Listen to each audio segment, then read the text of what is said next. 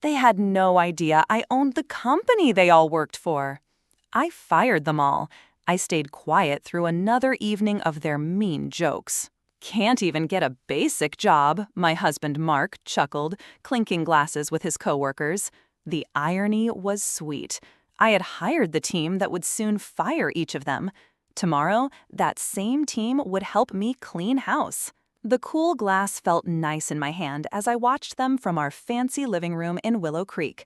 5 men in expensive suits, all top managers at Horizon Innovations. I had picked them all myself through many secret companies. And Mark, my husband of 8 years, their head of operations, was leading the mockery. Remember when she tried to get a job at Horizon? Mark went on, loosening his tie. I wish I had seen that mess. If only he knew that interview was my regular check of how the middle managers were doing. I had set it up carefully through my many holding companies. I built Horizon Innovations from nothing 12 years ago, before I even met Mark. The company was my first love, my way to make things right after my father's small business fell apart. At least she tries, Michael from sales chuckled. How many no's this month? Mark just smiled, reaching for the old whiskey I had bought. My whiskey. Everything in this house, the art, the furniture, even the expensive watch on his wrist, all paid for by the company he thought had turned me down. I took another sip of water, keeping my usual look of quiet shame. The same look I had worn when I first met Mark at a charity event. Back then, I had learned the hard way that success brings out people who just want to use you. 3 bad relationships with men who saw me as their ticket to a fancy life had taught me to be careful. So, when I met Mark, I decided to try something new. I pretended to be a struggling freelance worker, driving a simple car and living in a small apartment. Mark seemed different at first, even supportive. "You'll find your place," he had said early on. "Just keep trying." But as soon as we married and he moved into what he thought was our house, his true self started to show. Success changed him, or rather, showed who he really was. "Hey, honey," Mark called out, his voice now dripping with fake pity. "Maybe you should try the coffee shop down the street. I heard they're hiring baristas." More laughter. I forced a weak smile, playing my part perfectly. Inside, I was going over the papers my private investigators had put together over the past year. The secret meetings with rivals, the fake expense reports, the small but steady leaks of company information that always seemed to help Mark's personal stock. "I think I'll head upstairs," I said softly, acting like the defeated wife. "Big day tomorrow, another interview. Don't wait up, sweetie." Mark called after me. "We're celebrating Tom's promotion. Might be a late one." Tom, my latest person placed in senior management. Tomorrow, he would be the one writing down their alcohol-fueled talks, adding to the proof we had been gathering. In my private study, locked away from their loud voices, I sat at my desk. The hidden wall panel slid open quietly, showing my secure workspace. 3 screens lit up, showing Horizon Innovations operations worldwide. A small empire built through years of careful planning. My phone buzzed. A message from Clara, my most trusted assistant and one of the few who knew who I really was.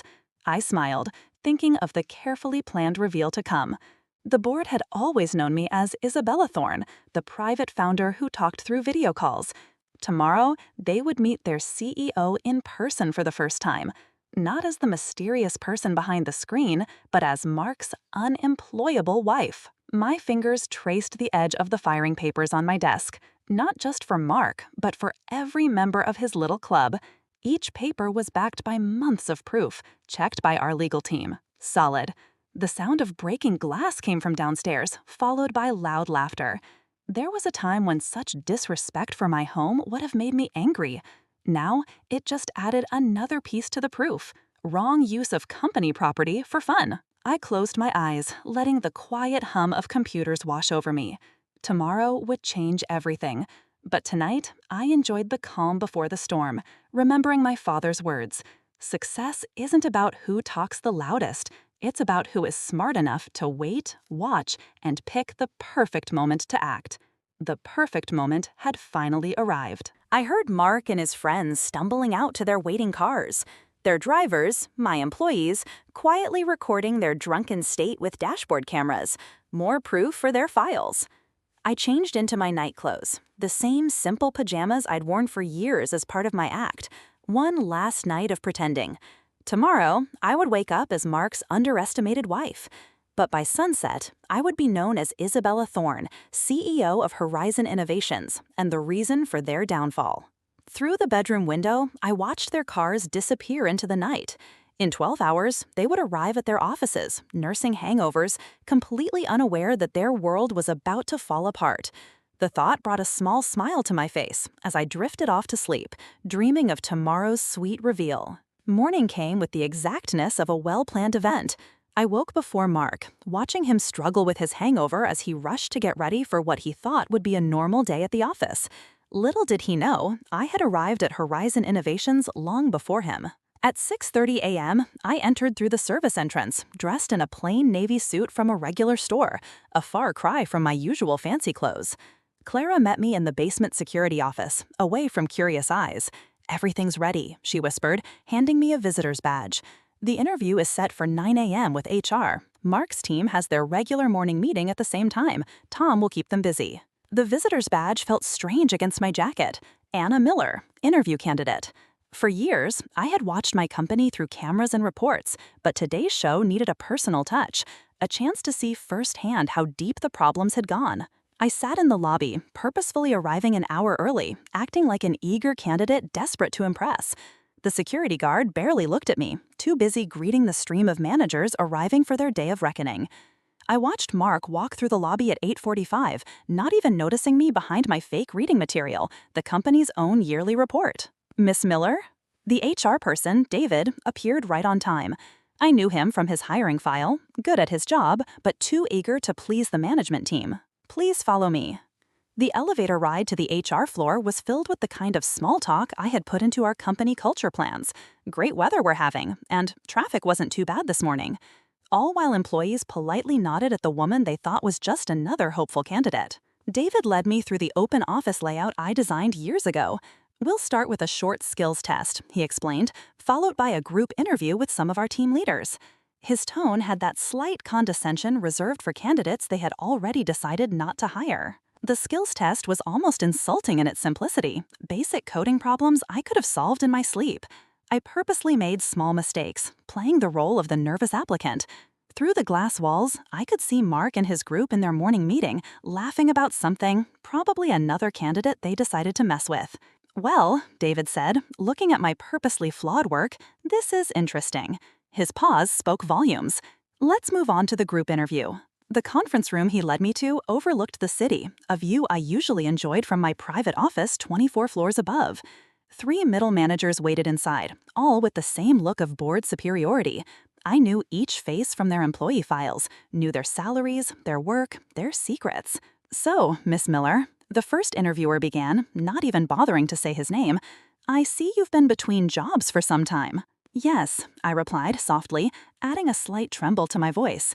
"It's been hard in this market." "And what makes you think you're good enough for a job at Horizon Innovations?" The second interviewer barely looked up from his phone as he asked. I started into the carefully made story we had prepared, a mix of real skills hidden by clear desperation. With each answer, I watched them become more dismissive. They had already decided my fate, just as they had done to countless other good candidates who didn't fit their ideas. Through the glass walls, I could see Mark passing by. He did a double take, then smirked, pulling out his phone. Moments later, the interviewers' phones buzzed at the same time. I didn't need to see their screens to know he was texting them about his wife's latest embarrassing attempt to get a job. The rest of the interview was a masterclass of corporate cruelty, subtle digs, shared glances, barely hidden yawns. I wrote down every small insult, every breaking of our HR rules, while keeping my act of nervous hope. "Thank you," David said finally, his tone making it clear there would be no second interview. As I walked toward the elevator, I heard Mark's voice around the corner. "No way that was your wife, man. She really is desperate. Did you see her suit? Probably from a discount store." I kept walking, letting their laughter fuel what was to come. In my purse, my real phone buzzed with messages from Clara. Board members arriving early, legal team ready, security ready to escort. The final part of my act was about to begin. I went into a restroom, entering the last stall where Clara had hidden a garment bag earlier that morning. Inside was my real armor, a perfectly tailored designer suit, fancy heels, and the CEO's security badge I'd never worn in public. As I changed from Anna Miller, failed job candidate, to Isabella Thorne, CEO of Horizon Innovations, their mocking laughter still echoed in my mind. In 30 minutes, I would walk into the boardroom, not as someone asking for a job, but as their ultimate boss. I checked my reflection one last time, adjusting the pearl necklace that had been my mother's. Success is quiet, she used to say, until the perfect moment to roar. That moment was finally here. I stepped out of the restroom as Isabella Thorne for the first time in my own building, watching employees' eyes widen as they tried to understand the confident executive before them with the nervous interviewee from moments ago.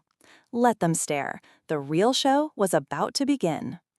The click of my heels against the marble floor announced each step toward the executive floor. Employees rushed to clear my path, their confusion clear as they tried to place my familiar yet changed face. The whispers started right away. Word of the mysterious CEO's presence spread like wildfire through the building's messaging systems. I took the private elevator, the one Mark had always wondered about, installed for the phantom CEO's exclusive use. As I went up, Clara's text confirmed everything was ready. Board members seated, Mark and team still in their morning meeting, security standing by. The elevator opened right into the boardroom's waiting area. Through the frosted glass, I could see the shapes of our board members, all aware of what was about to happen. But first, I had a different meeting to attend. I turned left, heading toward the executive conference room where Mark and his close friends were celebrating their latest wins. Standing in the shadows of the hallway, I could hear their voices clearly through the door, left carelessly ajar. "You should have seen her face during the interview," Mark was saying, his voice carrying that smug tone I had grown to hate. My own wife thinking she could actually get a job here? I mean, what's next? Trying to become CEO? Loud laughter followed. "Classic case of thinking too highly of herself," Michael from sales added. "Remember when she tried giving us advice about the citywide account at your birthday party? Oh God, that was priceless." Another voice chimed in, telling us how we should change our client approach, like she has any idea how this business works. The irony was perfect. The citywide account had been my plan, carefully fed through others. It had saved the company millions and brought us 3 more big clients. "Should we tell her she failed the interview or let HR do the dirty work?" Mark asked, causing another round of laughter. It was time. I stepped into the doorway, my presence casting a shadow across their morning coffees. The laughter died instantly. "Actually," I said, my voice carrying the authority of 12 years of leadership, "I think I'll deliver that news myself." The shock on their faces was everything I had imagined and more. Mark's coffee cup stopped halfway to his mouth, his face losing color as he struggled to understand his wife's appearance with the feeling of complete power I now showed. What are you doing here?" he stammered, "and dressed like the CEO of Horizon Innovations." I finished for him, stepping fully into the room. Exactly like that, as a matter of fact. Michael started to laugh, then stopped suddenly when no one joined him. Tom, my planted executive, was already gathering his things, a knowing smile on his face. "This is a restricted floor," Mark tried, trying to get some control back. "They're already here," I replied, calmly, as 2 security officers appeared behind me, though not for the reason you think. I pulled out my phone, sending a single text. Immediately, every screen in the conference room lit up with a single document, the company's original founding papers, bearing my signature and photo. "Isabella Thorne," I announced, watching their faces twist as they realized the truth. "Founder and CEO of Horizon Innovations, or, as you know me, Mark's unemployable wife." The silence was deafening. Mark's face had gone from white to green, his eyes darting between my face and the documents showing his wife of 8 years as the owner of everything he had bragged about. "This is impossible," he whispered. "You're just what, Mark? Just your wife? Just someone who couldn't even get a basic job? I moved to the head of the table, my table, and sat down. Tell me, how does it feel to realize you've been mocking your own boss for years? Michael stood up suddenly, his chair scraping against the floor. I should go. Sit down, I commanded, my voice cutting through his panic. None of you are going anywhere just yet. I pressed another button on my phone. The screens changed to show a collection: security footage, emails, recorded talks. Every joke, every mockery, every cruel moment played out in clear detail. An interesting management style you've developed, I observed, watching them squirm. Creating a culture of bullying, unfair treatment, and harassment. Did you really think I wouldn't notice that? That I wouldn't care how you treated people you thought were beneath you? Isabella, honey, Mark tried, his voice taking on the pleading tone he used when trying to get out of trouble. We can explain. Oh, I think you've explained enough, I cut him off. In fact, you've been explaining for years. Every dinner party, every social gathering, every company event, you've made your character very clear. I stood up, smoothing my skirt. The board is waiting next door to make official what you've already done yourselves, your immediate firing for cause. All of you. I looked each man in the eye, saving Mark for last. Though I suppose I should thank you. You've made this decision remarkably easy. You can't do this, Mark protested weakly. I'm your husband. Actually, I smiled, removing my wedding ring and placing it on the table. As of this morning, I'm just your boss, and you're fired. The security officer stepped forward as I turned to leave. Behind me, I could hear the beginnings of protests, threats, desperate bargaining. But I was already walking away, heading toward the boardroom where the real work of cleaning house would begin. After all, I had a company to run. The board meeting was quick and clear. 12 pairs of eyes watched as I signed the official firing papers, their faces a mix of admiration and shock at finally meeting their mysterious CEO in person. But the real work was just beginning. As security walked Mark and his group from the building, I went to my private office, the mysterious top-floor suite that had started so many rumors over the years. Clara followed, tablet in hand, ready to carry out the next part of our plan. Their access has been stopped, she reported, swiping through security checks. We're freezing their accounts and backing up all data. Legal has already sent orders to stop any attempts to get back at us. I stood at the floor-to-ceiling windows, watching Mark and his friends being walked to their cars below. Even from 20 stories up, I could see the shock in their body language, the disbelief in their stumbling steps. What about the house? I asked, thinking of the home Mark thought he'd helped pay for. The security team is already there, changing the locks. Your personal items have been moved to the penthouse as planned. As for Mark's things, Clara paused, allowing herself a small smile. They'll be delivered to his mother's house by this evening. I nodded, remembering all the times Mark had bragged to his mother about supporting me through my career struggles. The irony would not be lost on her.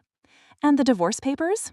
Being filed as we speak. The prenuptial agreement you had him sign is solid. He thought he was protecting his assets, never realizing he was signing away any claim to yours.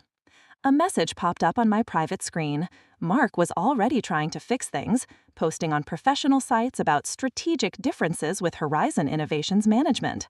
I watched as Clara's team quickly fought back with the truth, a carefully worded press release about the company's zero-tolerance policy for workplace harassment and unfair treatment. His LinkedIn profile still lists him as VP of Operations, I noted. Clara's fingers flew across her tablet. Not anymore. I sat down at my desk, my real desk, not the hidden one in my study at home, and began going over the backup plans we had prepared. Mark and his friends weren't stupid. Wounded pride would soon turn into anger and possible revenge. Their non-compete agreements are already active. They won't be working in this industry for at least 3 years. We've also told all major rivals about why they were fired. No good company will touch them.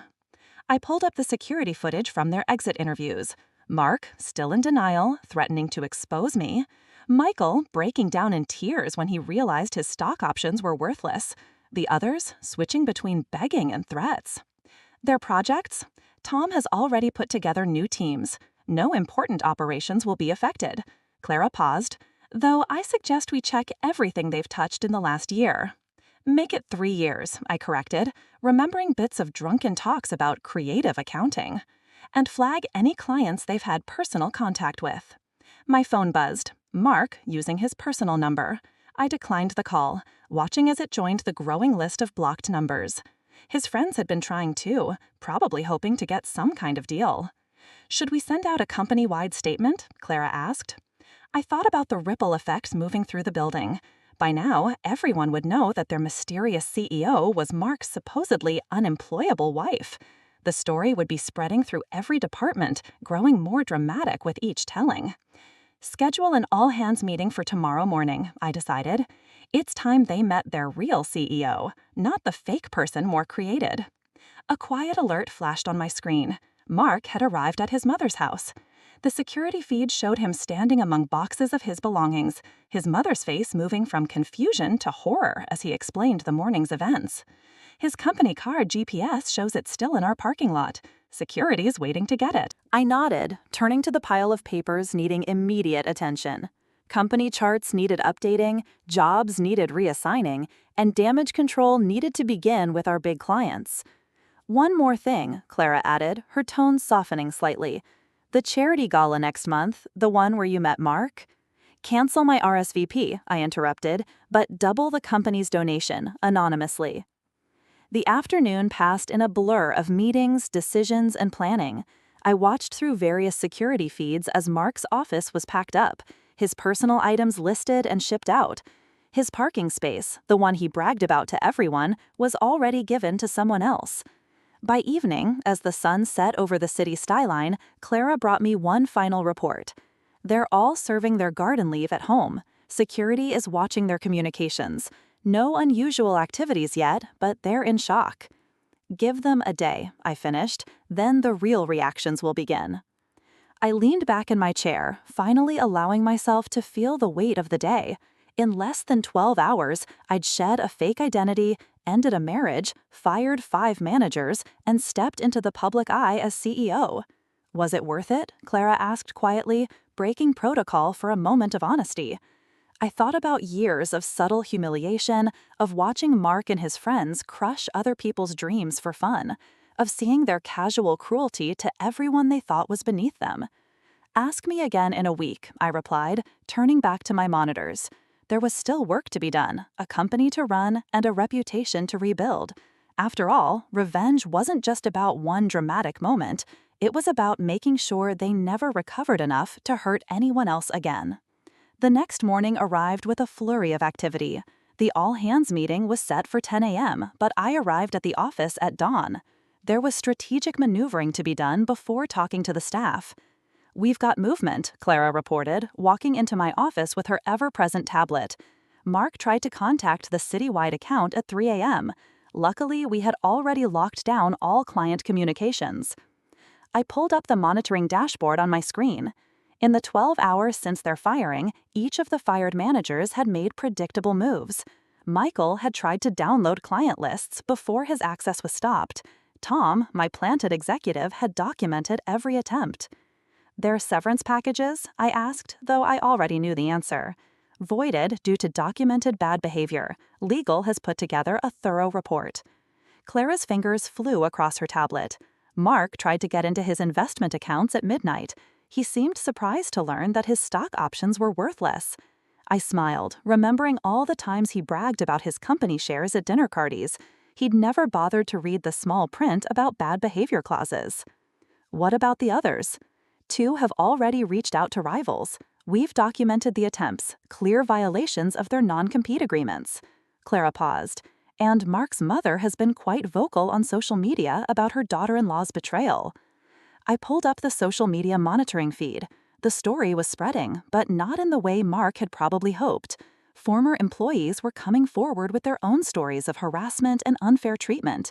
Each post supported our story of necessary company cleaning. Time for the next move, I announced, pulling up a carefully prepared email. With one click, I sent invitations for one-on-one meetings with every employee who had reported to Mark and his inner circle. That's going to cause some worry, Clara observed. Good, I want them off balance. I stood, smoothing my skirt. Have security do another check of Mark's office. Check for any hidden documents or devices. The morning unfolded like a well-played chess game. While Mark and his friends were presumably nursing their wounds and planning revenge, we were systematically taking apart their corporate legacy. At 9:45, I stood before the mirror in my private bathroom, making final adjustments to my appearance. The woman staring back looked little like the meek wife Mark had mocked for years. Today's armor was a steel gray suit with quiet but clear power. "The auditorium is full," Clara reported. "Everyone's waiting." I nodded, gathering my thoughts. Start the recording. The all-hands meeting would be documented for legal purposes and to make sure our message reached every employee across all time zones. As I walked onto the stage, the quiet whispers died immediately. "Good morning," I began, my voice carrying easily through the sound system. "I'm Isabella Thorne, founder and CEO of Horizon Innovations. Some of you knew me as Mark Davis's wife. Today, you'll know me as your leader." The silence was complete. In the front row, I could see the HR team squirming, probably remembering yesterday's fake interview. "Yesterday, we fired 5 executives for cause. You've all heard the rumors. Yes, one was my husband. Yes, it was because of documented bad behavior, harassment, and abuse of power." I paused, letting that sink in. But today isn't about them. It's about us, about the company we are going to be moving forward. For the next hour, I explained my vision for Horizon Innovations. With each point, I systematically took apart the bad culture Mark and his friends had created. New reporting ways, better HR rules, anonymous feedback channels. Each announcement was a planned move in our corporate chess game. Finally, I finished. My door is open, not just a saying, literally. Starting today, any employee can schedule time with me directly. No gatekeepers, no filters. The applause that followed was hesitant at first, then growing stronger as I left the stage. Clara showed me her tablet. The company's internal messaging system was exploding with positive responses. Back in my office, the next phase began. One by one, I met with Mark's former direct reports. Each talk was a careful balance of reassurance and assessment, finding possible allies and threats. "Mark called again," Clara reported between meetings, this time from a burner phone. "He's asking for a private meeting." "Document it with legal," I replied, reviewing the notes from my last meeting. "And check his mother's social media. She usually shows his next move." By late afternoon, the corporate chessboard had changed greatly. 3 of Mark's most loyal managers had quit rather than adapt to the new rules. 2 others had given valuable information about past bad behavior in exchange for forgiveness. "The citywide account called," Clara announced. "They want to meet the real CEO." I smiled, remembering Mark's mockery of my suggestions about their account. "Schedule it for tomorrow and send them the presentation I've been working on, the one Mark rejected last month." A message popped up on my screen. Mark had been seen at a bar with Michael and 2 other former managers. Our surveillance team was listening to their talk. "They're planning something," Clara observed. "Of course they are," I replied, pulling up backup plans we had prepared months ago. "Let them plot. Every move they make just gives us more proof." I turned to the window, watching the sunset paint the city skyline. Somewhere out there, 5 angry men were finding out just how completely they'd been outsmarted. But their game had ended yesterday. Mine was just beginning. "Tomorrow," I told Clara, "we start phase 2. Let's see how they handle being the ones looking for jobs." After all, in chess, the queen is the most powerful piece on the board, and I had been playing this game long before they even knew they were pieces. Dawn found me reviewing surveillance footage from the bar where Mark and his group had gathered. Their angry talks, fueled by expensive whiskey, had given us exactly the proof we needed to make our legal position stronger. "They're planning to sue," Clara announced, entering my office with 2 coffee cups. "Mark contacted 3 law firms this morning." I accepted the coffee, hiding my smile. "Show me." She pulled up the morning surveillance report. Mark had indeed been busy, but each firm he'd contacted was already subtly connected to Horizon Innovations through various shell companies. Any attempts to hire them would hit an immediate conflict of interest wall. "He's also been reaching out to our major clients," Clara continued, "particularly the citywide account." Forward me the recordings. The audio files played through my private speaker system. Mark's voice, still carrying that confident tone, trying to convince our clients that he'd been wrongly fired, that his wife had tricked her way into power, that the company was in danger under my leadership. Mr. Thompson's response, I asked, though I could guess. Clara played the next clip. Thompson's voice was cold. Mark, your wife's idea last week was brilliant. The one you dismissed? Yeah, we found out about that. Don't contact us again. I pulled up our evidence database on my secure computer. For over a year, we'd been building a solid case against Mark and his inner circle. Every harassment incident, every unfair comment, every abuse of power, all carefully documented. The board wants an update, Clara noted. They're worried about possible negative reactions. Schedule a meeting for this afternoon and bring me everything from the last 3 years. Emails, meeting recordings, expense reports. It's time to show them exactly why this cleaning was necessary. The morning unfolded in a series of planned moves. While Mark and his friends were spending their savings on legal advice, we were systematically strengthening our position. HR provided a thick file of complaints that had been hidden under the previous management. It found emails that had been accidentally deleted. Former employees began reaching out, offering stories about the bad culture they'd left. Mark's mother is increasing her social media campaign, Clara reported. She's claiming you tricked him as part of a long-term company takeover plan. Haha, I laughed, pulling up the prenuptial agreement Mark had insisted upon to protect his assets from his apparently gold-digging wife. By midday, our legal team had put together a devastating report. Every instance of Mark bragging about manipulating stock options, every recorded talk about pushing aside qualified women, every documented abuse of company resources, all presented in damaging detail. The surveillance team picked up something interesting, Clara said, rushing into my office after lunch. They met with someone from our rival, Apex Tech, last night. I pulled up the footage. Through the high-quality microphones we planted, Mark could be heard offering to reveal company secrets in exchange for executive positions for himself and his friends. Send copies to their lawyers, I instructed, and to Apex Tech's board. Let's see how quickly they distance themselves.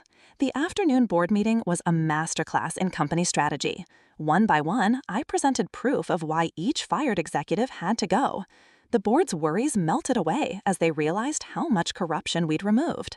There's more, I announced, pulling up financial records. We've found strange payments through their expense accounts. The SEC would be very interested in some of these transactions. Mark is on his way up, Clara interrupted, checking her tablet. He's somehow convinced the lobby security to let him in. I smiled, pulling up the lobby camera feed. No, I convinced security to let him in. Watch. On the screen, Mark stormed through the lobby, his expensive suit wrinkled, his face red with anger and alcohol. He was holding a folder that undoubtedly contained what he thought was damaging information. Should I have security stop him? Clara asked. Not yet. Let's see what he thinks he has. Minutes later, Mark burst into the boardroom, his triumphant look faltering as he saw me calmly seated at the head of the table. I have proof, he announced, waving his folder. Proof that she planned this whole thing. You mean proof that I founded this company, built it from nothing, ran it successfully while you took credit for my strategies? I stood slowly. Or proof that I documented your bad behavior for years while you mocked my supposed unemployment? The board members watched silently as Mark's confidence fell apart. You trapped me, he stammered. No, Mark, you trapped yourself. Every time you put down a candidate, every time you pushed aside a qualified woman, every time you laughed about your unemployed wife, you built this case against yourself. I nodded to Clara, who pulled up our complete evidence file on the room screens. Mark watched in horror as years of his bad behavior played out in clear detail. Your choices, I continued calmly, are simple. Leave now, respect the non-compete agreement, and keep whatever dignity you have left. Or fight and watch as every detail of your behavior becomes public record. You can't, he began. Security, I interrupted, pressing a button on my desk. Please escort Mr. Davis out, and this time stop his lobby access. As security led him away, I turned back to the board. Now, about those strange financial transactions. The rest of the afternoon was spent strengthening our legal position. Every piece of proof was listed, every story recorded, every document notarized. By evening, we had built a case so solid that no law firm would touch Mark's claims with a 10-foot pole. "They're meeting again tonight," Clara reported as darkness fell. "Same bar." "Good," I replied, reviewing the latest surveillance request. "Let's hear what other evidence they're willing to give us. After all, the best case is built by letting your opponents think they're winning, right until the moment they lose everything." The bar surveillance proved more valuable than we could have hoped. Drunk on expensive whiskey and wounded pride, Mark and his friends spent hours accidentally confessing to years of company wrongdoing. "Play that section again," I instructed Clara the next morning, leaning forward in my chair. Through our high-quality surveillance feed, Mark's slurred voice filled my office. "Remember that merger last year, the one that made us look like geniuses? Well, let me tell you how we really pulled that off." What followed was a detailed confession of insider trading, with names, dates, and money amounts. "Send this to legal," I ordered, "and tell the SEC anonymously. It's time to create our perfect storm." Clara's fingers flew across her tablet. "Mark has already started selling his personal stocks. The others are following suit." "Perfect." I pulled up our backup plans. "Activate Protocol Thunder." Protocol Thunder was the result of months of planning, a carefully arranged series of events designed to trap Mark and his group in their own web of lies. The first phase began immediately. "Leak the merger investigation to the financial press," I instructed, "but make it seem like it came from a worried former employee." Within hours, the story hit the business news networks. Horizon Innovation's stock took a small hit, exactly as planned. Mark and his friends, already paranoid and watching their investments, would see it as a chance to save themselves. "They're panicking," Clara reported, monitoring their phone calls. "All 5 of them are calling their brokers simultaneously."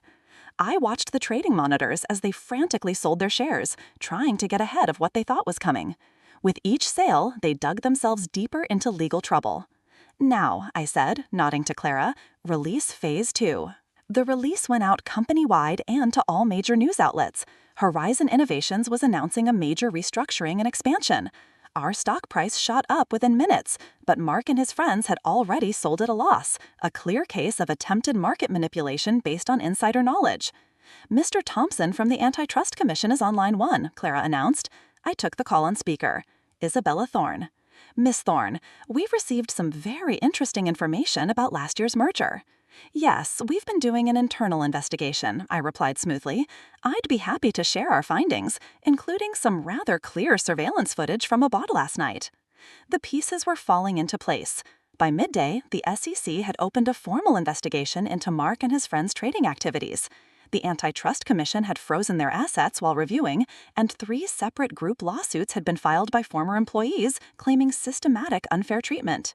"Mark is trying to leave the country," Clara reported, checking her surveillance feeds. "His passport was mysteriously flagged at the airport." I allowed myself a small smile. "How unfortunate. And the others?" "Michael is having a breakdown in his broker's office. 2 more are meeting with criminal defense lawyers. The last one is trying to delete his email history, not realizing we already have everything." The afternoon brought more developments. Our anonymous tips had started investigations at 3 other companies where Mark and his friends had previously worked. Former coworkers, sensing weakness, began coming forward with their own stories of bad behavior. "Their lawyers are asking for a meeting," Clara announced. "They're offering to settle." "Decline," I replied, watching the latest news coverage. "Let them sweat." By evening, the perfect storm was in full swing. The SEC investigation had grown to include their personal trading accounts. The Antitrust Commission had frozen their assets while reviewing, and 3 separate group lawsuits had been filed by former employees alleging systematic unfair treatment. "Mark's mother has gone quiet on social media," Clara noted with satisfaction. "She probably saw the insider trading claims." I replied, "Even she can't make that look good." A message popped up on my screen. Mark was trying to get into his frozen accounts, growing more and more desperate as each transaction was denied. "Should we release the bar footage to the media?" Clara asked. "Not yet," I stood, walking to the window. "Let's see how they handle tomorrow first." Tomorrow would bring the final phase of Protocol Thunder. While Mark and his friends were distracted by investigations and frozen assets, we had been quietly buying up their dumped shares through shell companies. When the market opened, Horizon Innovations would announce a major government contract, one we'd been secretly working on for months. Their wives are calling divorce lawyers, Clara reported, checking her tablet one last time for the day. Apparently, they're not happy about potentially losing everything due to their husband's fraud. I thought about the prenuptial agreement Mark had insisted upon, thinking he was protecting himself from a gold-digging wife. How ironic that it would now protect my assets from his legal troubles. Send them all meeting invitations for tomorrow morning, I instructed, 9 a.m. sharp. They won't come, Clara predicted. Oh, they will. I turned from the window, my reflection hard and clear in the darkening glass. Because right now, I'm their only hope of survival. As night fell over the city, I reviewed tomorrow's script one final time. In less than 12 hours, Mark and his friends would sit in my office, broken and desperate, as I presented them with their options, the choice between total ruin and merely complete humiliation. Their security badges are ready, Clara said, placing 5 visitor passes on my desk. I picked one up, running my thumb over Mark's photo. Tomorrow, then. After all, the perfect storm wasn't just about destruction, it was about forcing your enemies to acknowledge the lightning before the thunder struck. 9 a.m. arrived with the precision of a well-played symphony. One by one, Mark and his former colleagues shuffled into my office, shadows of their former arrogant selves. Their expensive suits were wrinkled, their faces tired from sleepless nights and growing pressure. "Gentlemen," I greeted them, seated behind my desk, "I believe you've all had an interesting week." Mark couldn't meet my eyes. Michael was visibly shaking. The others stared at their visitor badges as if they couldn't quite believe how far they'd fallen. "The board is waiting," I announced. "Shall we?" They followed me like condemned men to the executive boardroom. Through the glass walls, they could see the full board of directors seated around the massive table, along with our legal team and several government representatives. "Before we begin," I said, pausing at the door, "I want you to understand something. What happens in the next hour will determine not just your work futures, but your personal freedom." The boardroom fell silent as we entered. Clara stood at the presentation screen, ready to begin. The government representatives had their notebooks open, pens ready. "Members of the board, distinguished guests," I began, taking my place at the head of the table. "We're here today to talk about several serious matters concerning company rules, financial wrongdoing, and systematic abuse of power." With a nod to Clara, the presentation began. On the screen, proof of their wrongdoings played out in devastating detail. Trading records, surveillance footage, email chains, recorded conversations, a complete list of their destruction. "As you can see," I continued, as Mark sank lower in his chair, "the pattern of bad behavior goes far beyond simple workplace harassment. We're looking at stock fraud, insider trading, and criminal conspiracy." The government representatives were taking quick notes. The board members' faces had turned to stone. Michael looked ready to faint. "However," I paused, letting the tension build, "Horizon Innovations is prepared to offer a limited forgiveness agreement. One time, one offer, no negotiations." That got their attention. 5 heads snapped up, hope mixed with suspicion in their eyes. Clara gave thick document folders to each of them. "The terms are simple," I explained. "Full cooperation with all investigations. Complete sharing of all bad behavior, whether found before or not. Return of all profits from strange trading activities. And most importantly, a public acknowledgement of your actions." "You want us to confess?" Mark found his voice, though it cracked on the last word. "I want you to face the results of your choices," I corrected him. "Sign these agreements now, and Horizon Innovations will not press criminal charges. Refuse, and the SEC has enough evidence to make sure you all spent a lot of time in federal prison." The board members watched calmly as the 5 men frantically flipped through their documents. Their lawyers seated behind them were already nodding grimly. "You have 5 minutes to decide," I announced, checking my watch. "After that, this offer ends and we go forward with full prosecution." The next few minutes were filled with desperate whispers between the men and their lawyers. I could see the exact moment each one gave in, their signatures appearing on the documents one by one. Mark was last, his hand trembling as he wrote his name. Our eyes met as he pushed the folder across the table. In his, I saw the final death of his arrogance, the complete understanding of how completely he'd been outplayed. "Excellent," I said, collecting the signed documents. Clara will now walk you to individual conference rooms where you'll begin your statements with the government representatives. As they were led away, I turned to the board. And now, let's talk about the future of Horizon Innovations. The next hour was spent outlining our path forward, new company management structures, better compliance rules, and a complete change of the executive team. The board, having seen how precisely I'd handled the crisis, approved every proposal without question. One last thing, I added as the meeting ended. I wanted on record that every employee affected by the previous management's unfair treatment will be looked at for getting their job back or getting paid. The board's approval was immediate. After all, it was a small price to pay to avoid the public relations nightmare we'd save them from. Later in my office, Clara brought me the first statements. "They're singing like canaries," she reported, each trying to save himself by blaming the others. I looked over the documents, noting how quickly they turned on each other. "Make sure their confessions are properly recorded and witnessed. We don't want any takebacks later." Through my window, I could see Mark being walked to his car, his career and reputation in ruins. His lawyer was already on the phone, presumably trying to save what he could from the wreckage of his client's life. "Their trading records?" I asked Clara. "Being gone through by financial experts. First guesses suggest they'll each have to pay back several million in strange gains." I nodded, turning back to my desk. The company stock was up 15% on news of the management changes. The business papers were already praising Horizon Innovations as a model of company responsibility. "Schedule a company-wide meeting for tomorrow," I instructed. "It's time to rebuild what they tried to destroy." Clara paused at the door. Was it worth it? I thought about years of watching them crush dreams, bully subordinates, and mock anyone they thought was inferior. About all the careers they ruined and lives they'd impacted. "Ask the people who get their jobs back," I replied. "Ask the women who won't have to face harassment. Ask everyone who believed they'd never see justice." After all, the best revenge isn't just about punishment. It's about making sure positive change happens for those left behind. The days following the board meeting unfolded like a carefully planned domino effect. Each morning brought new discoveries, each afternoon new consequences, and each evening new victories. "Mark's criminal defense lawyer quit," Clara announced, entering my office with the morning briefing. Apparently, he tried to take back parts of his confession. I pulled up the surveillance feed from his statement room. Send them the video of his voluntary confession and the one where his lawyer told him his rights 3 separate times. The problems were spreading beyond our company walls. 3 other companies had started their own investigations after finding similar patterns of bad behavior during Mark and his friends' previous jobs. Their professional networks were falling apart as former allies rushed to distance themselves.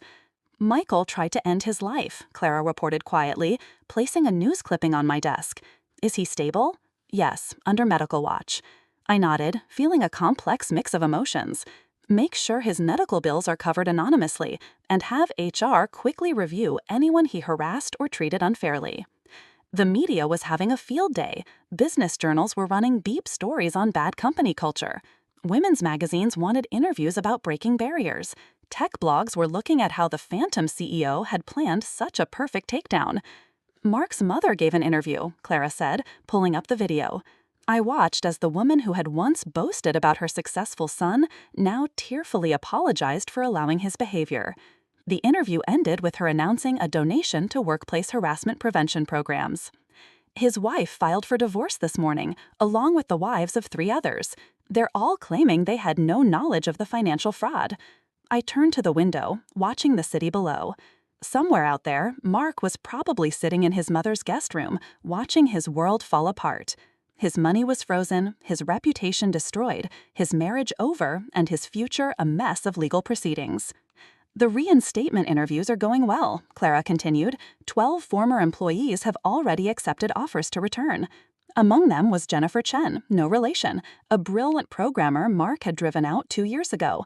She was now leading our new AI division, her skills finally recognized and valued. The citywide account doubled their contract with us. They're impressed with our new leadership and open ways. A message popped up on my screen. Another former employee had gone public with their story. This time, it was someone from Mark's previous company, describing a pattern of behavior that went back years. The government investigation is growing, Clara reported. They're looking into every company they've ever worked for. I pulled up our secure database, reviewing the evidence we've gathered. Send the investigators everything we have, every document, every recording, every trace of bad behavior. The professional fallout was just the beginning. Social consequences were proving equally devastating. Country club memberships taken away, board positions at charities quit, private school admissions for their children suddenly put on hold. They're being blacklisted from every executive position on the East Coast, Clara noted, scrolling through her tablet. The whistleblower websites are full of stories about them. I reviewed the latest photos from our surveillance team. Mark looked unshaven and messy, trying to meet with former colleagues who suddenly had urgent appointments elsewhere. Michael leaving his psychiatrist's office, haunted and empty. The others, each dealing with their downfall in their own desperate ways. Tom sent his final report, Clara added. The transition team has completely changed their former departments. Productivity is up 40%. It wasn't just about numbers. The office atmosphere had changed. Without the bad influence of Mark and his friends, employees were doing well. Innovation was rising, teamwork improving, and the fear that had filled certain departments was disappearing. Their legal teams are asking for another meeting, Clara said. They want to talk about more cooperation in exchange for lighter penalties. Too late, I turned back to my desk. They had their chance at forgiveness. Actions have consequences. A message flashed on my screen. Mark trying to contact me through a new email account. Like all his previous attempts, it was automatically saved for the legal team and blocked. His personal belongings? I asked. Still in storage. His mother's house is apparently too small for his essential collection of luxury items. I thought about the way he used to mock people for shopping at regular stores, for driving simple cars, for living within normal means. Now he was learning the true value of things, and the cost of arrogance. The group lawsuit is moving forward, Clara updated. 300 former employees have joined. Each day brought new stories, careers ruined, chances denied, lives impacted by their systematic unfair treatment and abuse of power. The lawsuit wasn't just about money, it was about being held responsible and acknowledging what happened. And the press still asking for interviews? They're especially interested in how you kept the phantom CEO persona while being married to Mark. I shook my head. That story would stay private. A reminder that sometimes the quietest person in the room is the one you should watch most carefully. Schedule the follow-up board meeting for next week, I instructed. It's time to put phase 2 of our company restructuring into action. As Clara left, I reviewed the latest surveillance photos one last time. 5 men, once so powerful and arrogant, now reduced to shadows of their former selves. Their fall from grace wasn't just professional, it was complete and irreversible. After all, the true fallout of revenge isn't just in the first explosion, it's in the lasting effects that make sure nothing can ever grow in its place. 6 months had passed since the day I revealed myself as Horizon Innovation's CEO. Standing at my office window, watching the autumn leaves scatter across the company plaza, I thought about how completely the landscape had changed. The final numbers are in, Clara said, entering with her tablet. Quarterly profits up 60%. Employee satisfaction at record highs, and the group lawsuit settlement was approved this morning. I nodded, turning from the window. The settlement would make sure that everyone harmed by Mark and his group received proper payment. More importantly, it had forced a public acknowledgement of their actions. And our former executives, Clara's fingers danced across her screen. Mark is working as a junior sales associate at a small electronics store in Ohio. His mother's influence got him the job, but he's already on probation for attitude issues. The mighty had fallen indeed. The man who once mocked others' careers was now struggling to meet basic sales goals. Michael is still in therapy, but doing better. He's published an online apology and is working with workplace harassment prevention groups. Seems real, actually. I picked up a framed magazine cover from my desk, last month's Business Weekly, showing Horizon Innovation's transformation. The article had praised our new company culture without ever mentioning the scandal that caused it. The others? One is now teaching business classes at a community college, focusing on company ethics, ironically. Another is working at his brother-in-law's construction company. The last one moved to Alaska to find himself. Their falls had been spectacular, but that wasn't what I thought about most. Instead, I focused on the changes their departure had enabled. Jennifer's AI division, Clara smiled. 3 new patents filed this quarter. The team she rebuilt is changing our whole way of doing software. Throughout the company, similar changes had happened. Departments once ruled by fear now buzzed with new ideas. Employees previously pushed aside were leading breakthrough projects.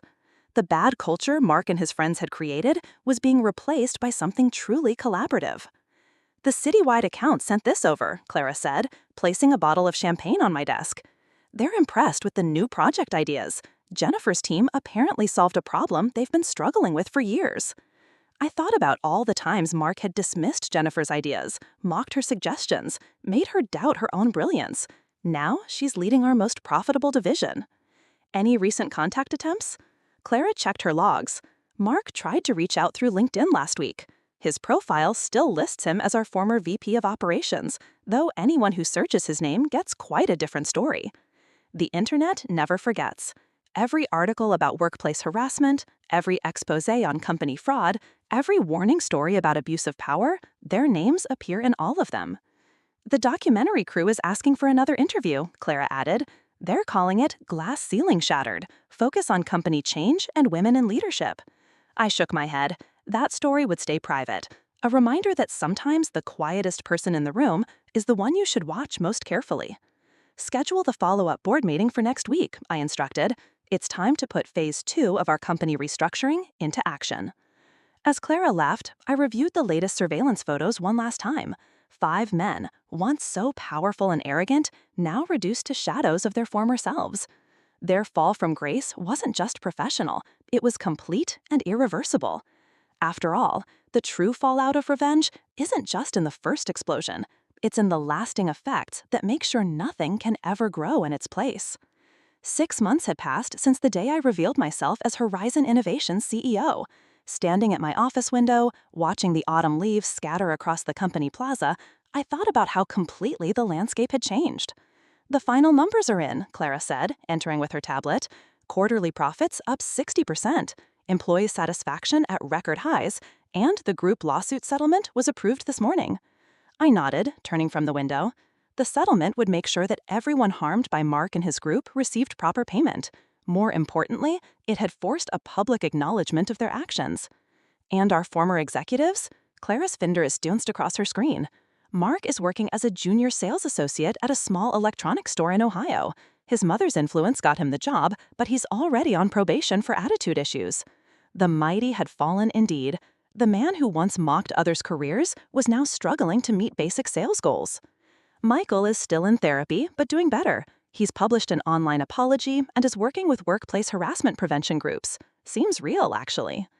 I picked up a framed magazine cover from my desk, last month's Business Weekly, showing Horizon Innovation's transformation.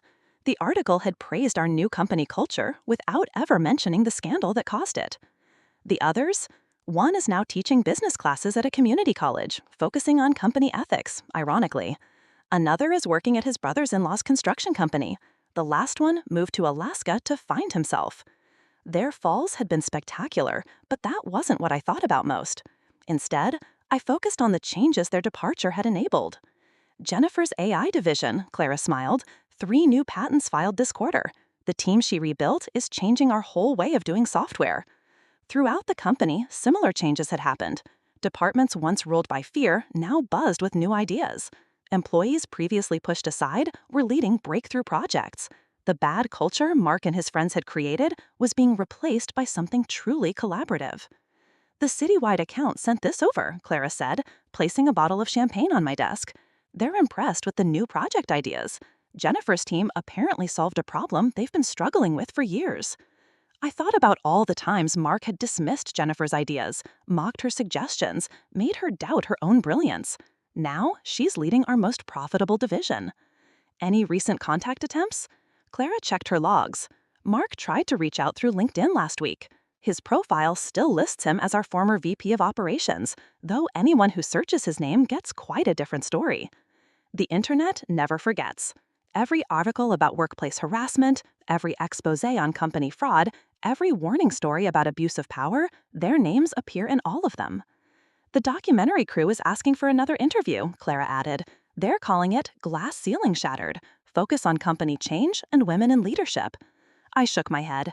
That story would stay private. A reminder that sometimes the quietest person in the room is the one you should watch most carefully. Schedule the follow-up board meeting for next week, I instructed. It's time to put phase 2 of our company restructuring into action. As Clara left, I reviewed the latest surveillance photos one last time.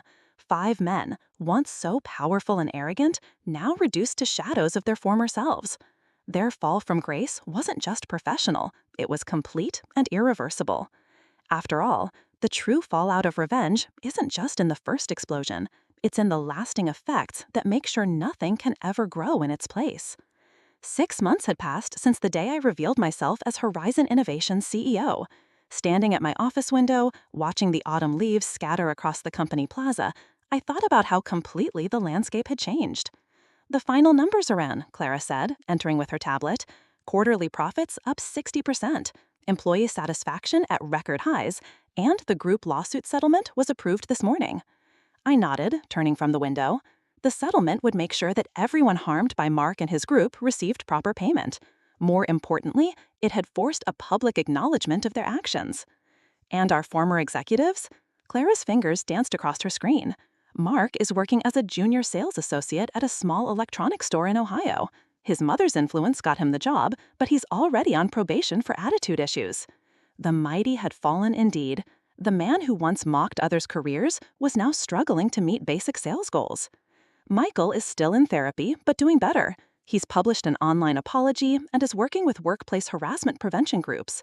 Seems real, actually.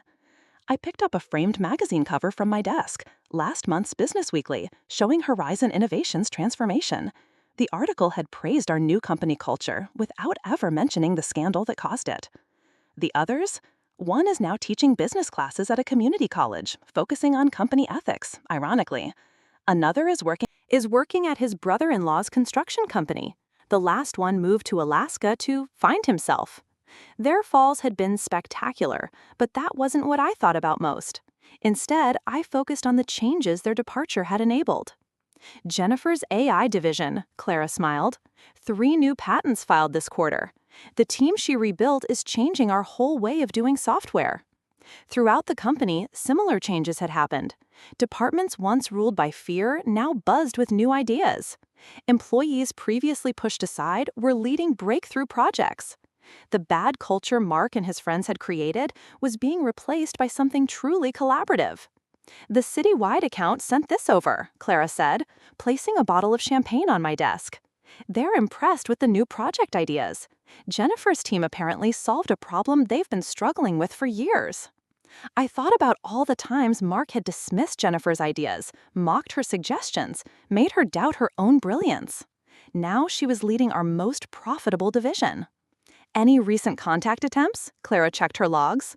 Mark tried to reach out through LinkedIn last week. His profile still lists him as our former VP of operations, though anyone who searches his name gets quite a different story. The internet never forgets.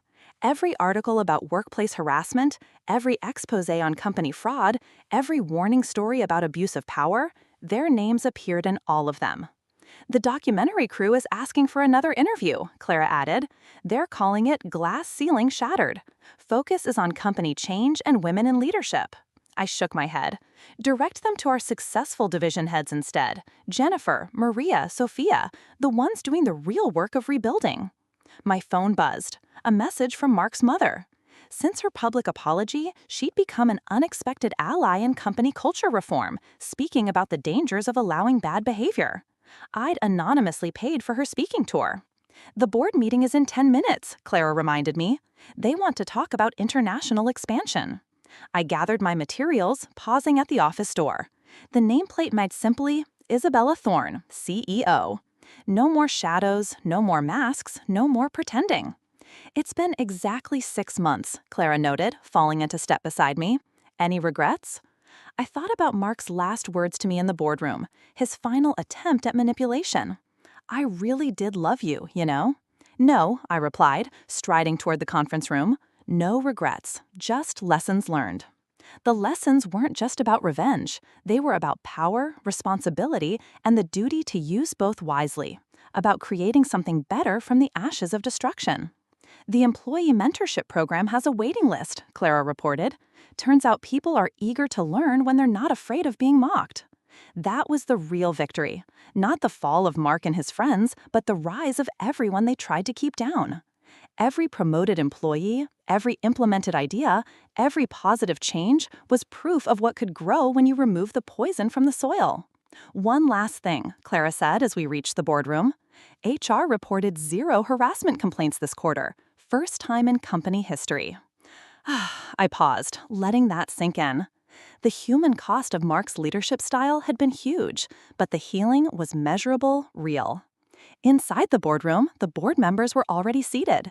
These meetings were different now, more teamwork, more focused on long-term growth than quick profits.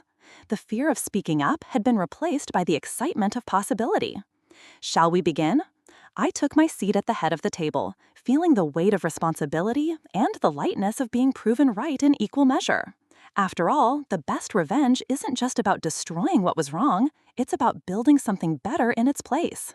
And as I looked around at what Horizon Innovations had become, I knew that the real victory wasn't in Mark's fall. It was in everyone else's rise. Let's talk about the future, I said, opening my folder. Because that's what remained after revenge. Not the satisfaction of destruction, but the responsibility of creation. And I was ready for both.